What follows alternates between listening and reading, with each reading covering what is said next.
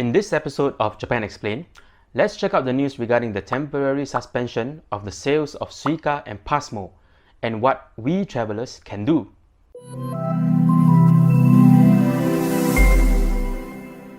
Hi guys, and welcome to a quick episode of Japan Explained.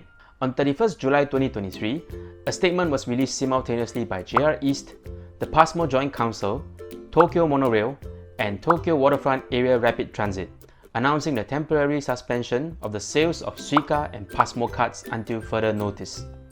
In this episode, let us take a look at what is actually happening, why it happened, and what we travelers can do during this period of time. What does the statement say? Due to the ongoing global semiconductor shortage, the sales of unregistered SUICA and PASMO cards have already temporarily ceased on 8th of June 2023.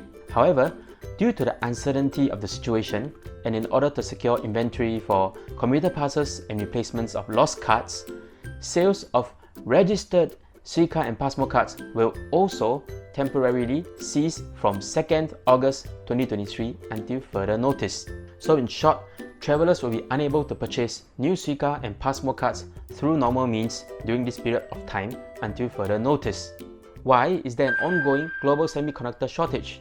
So to put it simply, the component required to make the tapping function of the IC or integrated chip in these cards has fallen into short supply.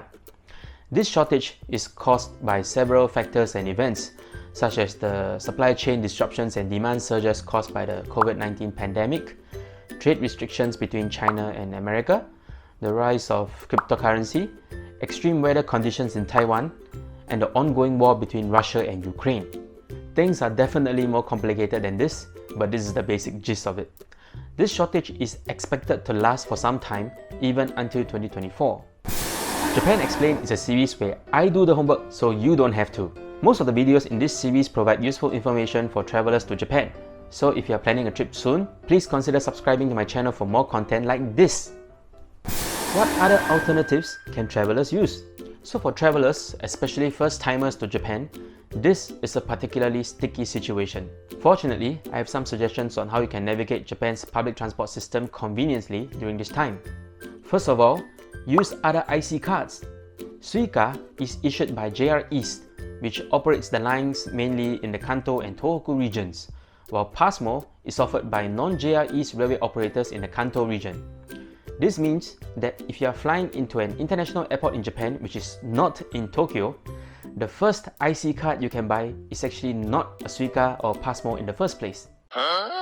For example, if you are flying into the Kansai International Airport in Osaka, the first IC card you can buy at the airport's train station is the ICOCA card sold by JR West or Nankai Railways. If you are flying into the Chubu Central International Airport in Aichi Prefecture, the first IC card you can buy at the airport's train station is the Manaka card sold at a station operated by Meitetsu. If you are flying into the new Chitose International Airport in Hokkaido, the first IC card you can buy at the airport's train station is the Kitaka card sold by JR Hokkaido. If you are flying into Fukuoka International Airport in the Kyushu region, the first IC card you can buy at the airport's train station is the Hayakaken card at the station operated by the Fukuoka City Subway. All these four cards are similar to SUICA and PASMO and can be used nationwide as well. As of 1st of August 2023, the sales of these four cards are unaffected, so you can buy these IC cards instead. For iPhone users, rejoice!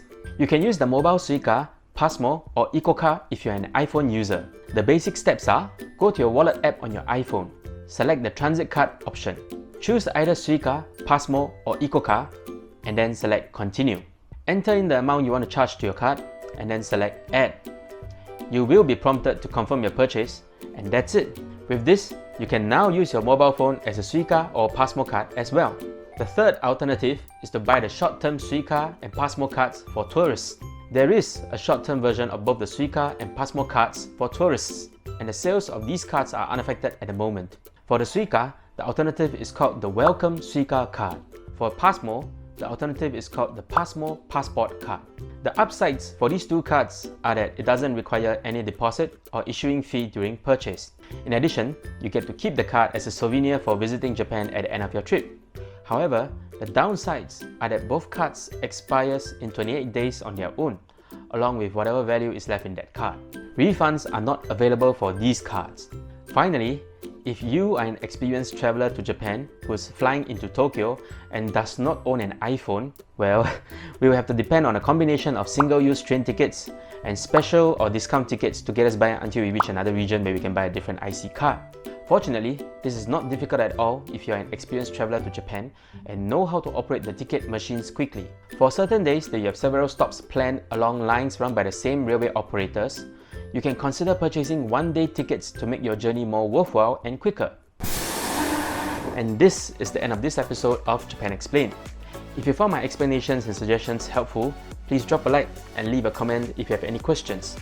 With that, see you in the next episode of Japan Explained. では、またね!